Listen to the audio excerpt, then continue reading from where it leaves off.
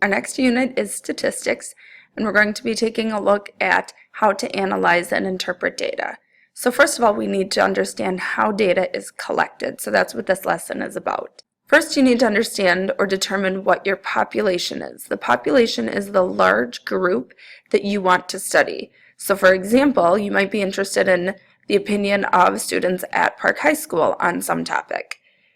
But it's not real easy to collect data from 1,800 people, so you would choose a smaller sample out of the larger population, and those would be the people that you would actually administer the survey to. So if you see this little Venn diagram over here, you've got the large population on the outside, and the smaller sample, which is a subgroup of the larger population. There's 3 different ways to collect data in a random way, which is how you want to collect data if you want results that are meaningful. The first is a simple random sample, and that's something like drawing names out of a hat or the way that I use my random name generator on my iPad.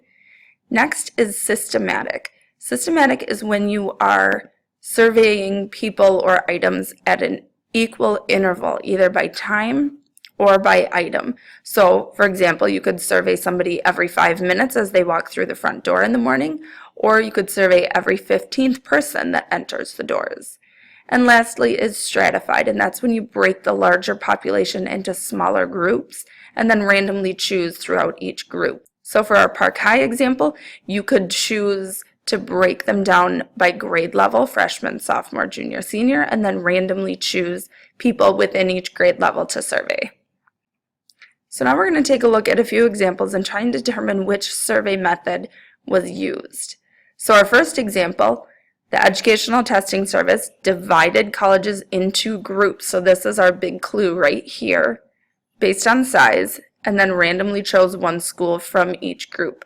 When you are breaking your larger population down into groups, this is a stratified method of surveying.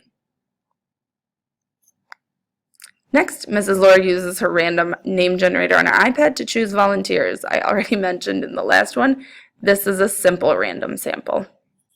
And finally, a mall store placed an employee at each entrance and had them ask every 10th person.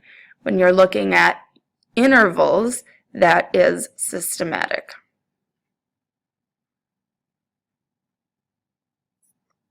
Now we're going to take a look at ways that you could collect data that are biased. Biased data is when the results don't actually represent the population that you want to sample. So looking at our first example, a local mall placed interviewers in the center of the mall at 11 a.m. and surveyed the first 100 people to walk by. Now, because there's kind of an interval type here, you might think that this is systematic, but it's not. First of all, what day of the week is it? Because at 11 a.m. Monday through Friday, a lot of people are working. So the time of day is what could make the data biased, as well as the fact that it's just the first 100 people, that they're not choosing randomly and they're not choosing by interval. And our final example, a telemarketer called and asked if people would be willing to take the survey. This is what's called volunteer surveying, and typically people who volunteer to take a survey have strong opinions one way or another.